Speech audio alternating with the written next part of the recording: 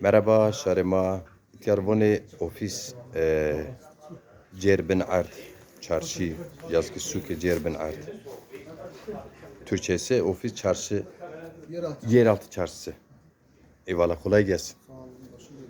Eyvallah.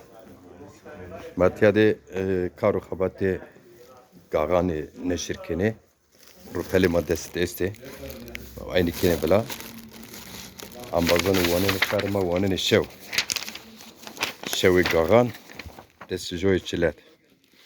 Merhaba dostum. Size bir çağrı bildirimizi bırakıyoruz.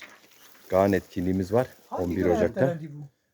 Yok bu yürüyüş değil. Ertelenen bir şey değildir. Ya burada miting vardı ya 24. He. Bu Dezapar Demokrasi Zamanı Partisi'nin çağrısıdır evet. Dezapar Ne diyor? Zamanı 3 dilde yazmışız hocam. Türkçe, Kürtçe, Zazaca. Evet. Kolay gelsin. Nerede? Sağ olasın abi, Türkçe, Allah razı olsun. nerede yazmış Türkçe? Efendim? Türkçe arkada mı yazmış? Arkada bir de Kürtçe ve Türkçe var hocam. Bu Zazaca yok. Zazaca var. İlk baktığın sayfada Zazaca'dır. Buradaki Kültürlenme, çağrı Zazaca'dır. Ondan sonra Kürtçe öbür tarafta bir de Türkçe devam eder. hayırlı olsun kardeşim. Eyvallah bekleriz. Haftaya pazar günü Dağ Kapı Meydanı Karaman Sokak No Alo. 46'da zaten adresi de var. Tamam, sak edeyim. Eyvallah. Piroz. Kuvvet be, mübarek ve piroz be. Tamam. Abi sen çağla olur. Serçe be. Sağ olun. Evet arkadaşlar. Yeraltı çarşısı, ofis yeraltı çarşısı. Merhaba.